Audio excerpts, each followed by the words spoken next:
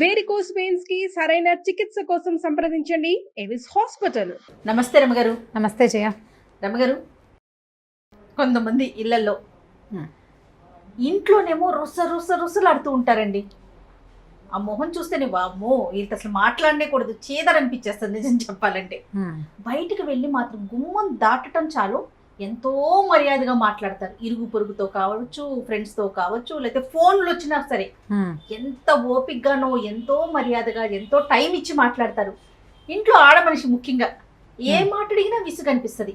ఒక మాట ఎక్కువ, రెండో మాట తక్కువ అన్నట్లుగా మాట్లాడతారు. ఓపిక లేనట్లు మిగతా కోపం మొత్తం ఇక్కడ చూపించేస్తూ ఉంటారు. భలే కష్టం అనిపిస్తుంది కదండి ఇళ్లలో ఉండే వాళ్ళకి. చైల్డిష్ మెంటాలిటీ ఉన్న మనిషికి భలే ఇబ్బంది అనిపించదు. ఇప్పటిదాకా నువ్వు అంత ఓపికగా ఫోన్లో గంటలు మాట్లాడుకున్నావే, ఇంట్లో ఆడమనిషి ఒక మాట అడిగేసరికి కొంతమంది అలా ఉంటారు జయ. అవునండి, చైల్డిష్నెస్ అనుకుంటా నేను దాన్ని. ఎందుకంటే అంటారా? పిల్లలే బయటికి వెళ్ళి భలే ముద్దుగా ఉంటారు అందరి ఇళ్లలో, బాగా బుద్ధిమంతులాగా. చాలా ప్రెషర్ని, స్కూల్లో కూడా చాలా కామ్గా ఉంటారు. ఇంటికి వచ్చి ఇల్లు పీకి పందిరేస్తారు. ఎంత పిచ్చి గోల్ చేస్తారో, ఎంత పేచీ పెడతారో, ఎంత ఏడుస్తారో. వీడు పేచీ పెడతాడు, వీడు అల్లరి చేస్తాడు అని చెప్తే మిగిలిన వాళ్ళు నమ్మరు. వాడు ఇంట్లోనే ఉంటాడు, అట్లా టేకెన్ గ్రాంటెడ్గా తీసుకుంటాడు తల్లిని. అమ్మ దగ్గరికి ఏదైనా చేసేయచ్చండి. అదే మనస్తత్వం పెద్ద అయ్యాక ఇలా పెళ్ళాల దగ్గర బిహేవ్ చేస్తారని అనిపిస్తుంది. నా మటుకు నాకు అట్లా అనిపిస్తుంది జయ. వాళ్ళకి ఏంటంటే బయట అణుచుకుంటారు ప్రెషర్స్, అక్కడంతా నటిస్తారు అంతే. నటించి ఇంట్లో ఉన్న ఇది చూసావా, ఈ బొమ్మ అది మనిషి కాదు, మనసు ఉంటుంది, దానికి ఏముండవు. అది మన సొంతం, మన వస్తువు. దాన్ని మెడ కూడా విరిచేయచ్చు మనం. చిన్నపిల్లలు బొమ్మని చేస్తారు చూడు, నా బొమ్మ నేను విరుచుకుంటానని అట్లా బిహేవ్ చేస్తారు. మగవాళ్ళల్లో చాలా మందిలో ఇలా ఉంటుంది. ఎవరితోటైనా నవ్వుతూ మాట్లాడటము, ప్రైజ్ చేయటము, మర్యాదగా సమాధానం చెప్పటం. అదే భార్య అడగంగానే రయ్యమంటాం, దుమదుమలాడడం, కసిరి కొట్టేయటం. మాటల్లోనే కసురు. రెండోసారి ఏ ప్రశ్న రెండోసారి అడిగితే కుదరదు. ఏదైనా కావాలని రెండోసారి అడగకూడదు వాళ్ళని. ఏమిటి ఇలా ఎందుకు చేశారు అని ప్రశ్నించకూడదు. అసలు ప్రశ్నలు ఎదుర్కోరు వాళ్ళు. ఈ ప్రశ్నలు ఎదుర్కోలేని వాళ్ళు ఏంటంటే బయట చాలా ప్రశ్నలు ఎదుర్కోవలసిన వాళ్ళే ఉంటారు. చాలామంది జనాలకు దొరుకుతారు వాళ్ళు. అక్కడ ఎక్కడా వాళ్ళ ప్రెషర్ని బయట పెట్టలేకపోతారు. మొహమాటము, ఇన్హిబిషన్స్, భయము, భయస్థులు వాళ్ళు ఏం చేస్తారంటే ఇట్లా ఇంట్లో పడతారు. ఇది ఈజీ కదా, నటన కదా రమ్మగారు. అదంతా నటించటం అనుకోకూడదు జయ. మానసికమైన దౌర్బల్యాలు అవన్నీ. ఇప్పుడు మానసిక రోగమేనా? రోగం అనకూడదు దాన్ని. రోగం వేరు, రోగం చాలా జబ్బు కదా. ఇది ఒక రకమైన దౌర్బల్యం, దుర్బలత్వం, వీక్నెస్ని నీరసాన్ని జబ్బు అంటామా మనం? అనలేకపోతాం. వీక్నెస్ని జబ్బు అనగలమా? అనలేము. అది ఏ డిసీజ్ కాదు. అది సరిగ్గా చేస్తే సెట్ అయిపోతుంది. సెట్ అవుతుందా? మరి సెట్ చేసుకోవాలి, నీకు చేత కావాలి అది. ఇప్పుడు ఎవరైతే మగవాళ్ళు ఇట్లా ప్రవర్తిస్తారో వాళ్ళు ఎవరికైనా ఆన్సరబుల్ అయినప్పుడు, సమాధానం చెప్పాల్సి వచ్చినప్పుడు అక్కడ చెప్పలేకపోయారనుకో, అణుచుకుని ఉంటారు. చాలా మృదువుగా మాట్లాడతారు వాళ్ళతో. ప్లీజ్ రేపు చేస్తాను, కనుక్కుంటాను, నేను చూస్తాను అంటారు. అదే ప్రశ్న ఇంట్లో రాగానే అక్కడ అణిచిన ప్రెషర్ ఉంచావా లోపల లావా ఉడుకుతూ ఉంటుంది. అది ఇక్కడ వచ్చేస్తుంది బయటికి. అది నటన కాదు, జబ్బు కాదు, కేవలము ఆ వీక్నెసే. ఆ పరిస్థితుల్ని ఫేస్ చేయలేక, ఎవరికైనా సమాధానం చెప్పలేక, అలాంటి పరిస్థితుల్లో ధైర్యంగా ఉండలేక, పరిస్థితుల్ని హ్యాండిల్ చేయలేక అణుచుకున్న ప్రెషర్ అంతా ఇంట్లో బయట పెడతారు.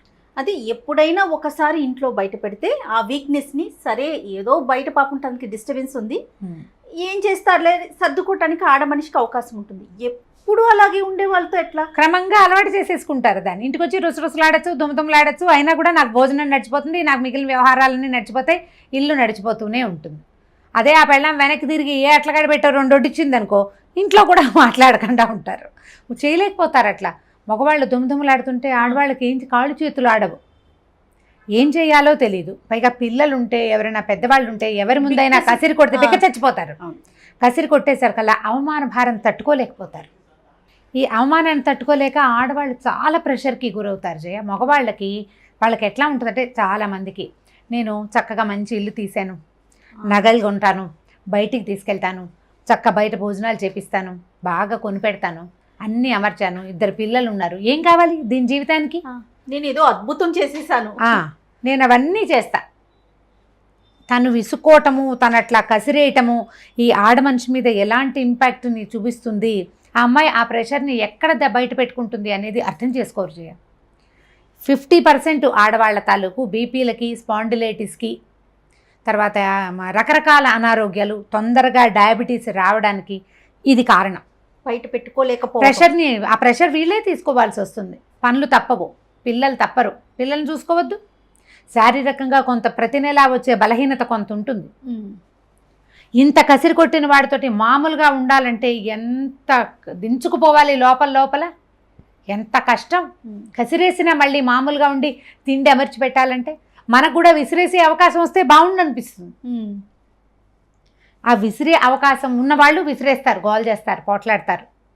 ఇల్లు రణరంగంలాగా ఉంటుంది. ఆయన విసుకుంటాడు, ఆవిడ విసుకుంటుంది. పిల్లలు ఎక్కడికి పారిపోదానరా దేవుడా అని ఏడుస్తూ ఉంటారు. అత్త మామ ఇంట్లో ఉండలేరు. ఈ ప్రెషర్ అణుచుకోలేని ఆడవాళ్ళు ఇలా ప్రవర్తిస్తారు, గొడవలైపోతాయి. ప్రెషర్ అణుచుకునే వాళ్ళు అనారోగ్యాల పాలైపోతారు. తొందరగా వృద్ధాప్యం వచ్చేస్తుంది. అడగలేకపోతారు, అడగలేరు, ప్రెషర్ని అణుచుకోవాల్సి వస్తుంది.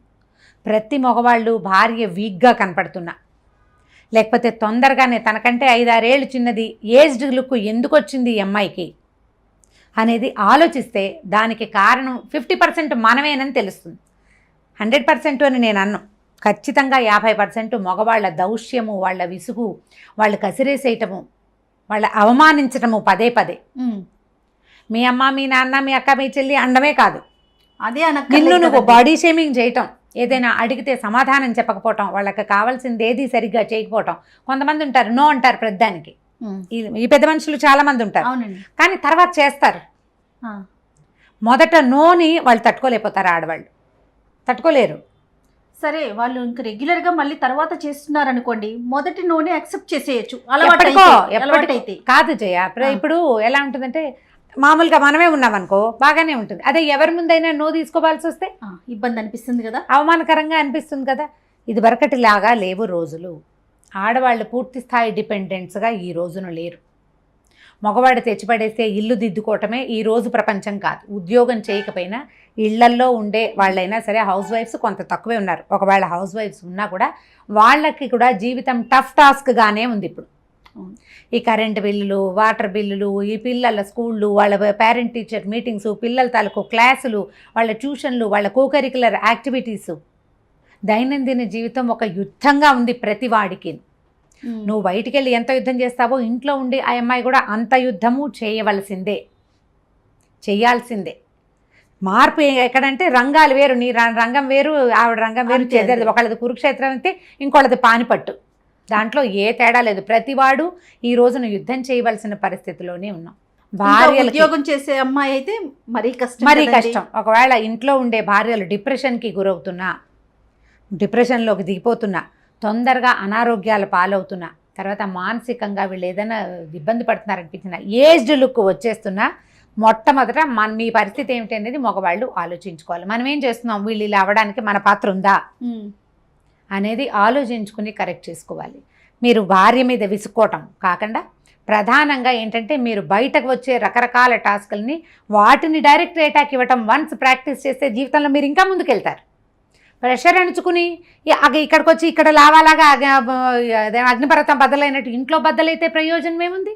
కానీ ఇప్పుడు భర్త పదే పదే భార్యను అలా విసుక్కుంటూ ఉంటే రమ్మగారు, పిల్లలకి అది అడ్వాంటేజ్. అమ్మను అసలు లెక్క చేయరు. పైగా నాన్న రాని నీ సంగతి చెప్తా అన్నట్లుగా వెళ్ళిపోతుంది అంటారు. పిల్లల్లోకి వస్తే అంటారేమో. చిన్న టీనేజ్ లో కాదు, టీనేజ్ లో తల్లిని లెక్క చేయరు. చిన్నప్పుడైతే నన్ను కొట్టావుగా, నాన్న వచ్చాక నీ పని చెప్తానంటారు. నాన్న వచ్చాక నీ పని చెప్తా, నాన్నతో చెప్తా నీ సంగతి. తల్లులకి విలువివ్వరు, తల్లికి విలువివ్వరు. తల్లికి విలువ ఇవ్వకపోతే జీవితంలో వాడి విలువ వాడే తెలుసుకోలేకపోతాడు. ఏ పిల్లవాడైనా కారణం ఈ భర్తే అవుతాడు కదా, 100% భర్తే అవుతారు.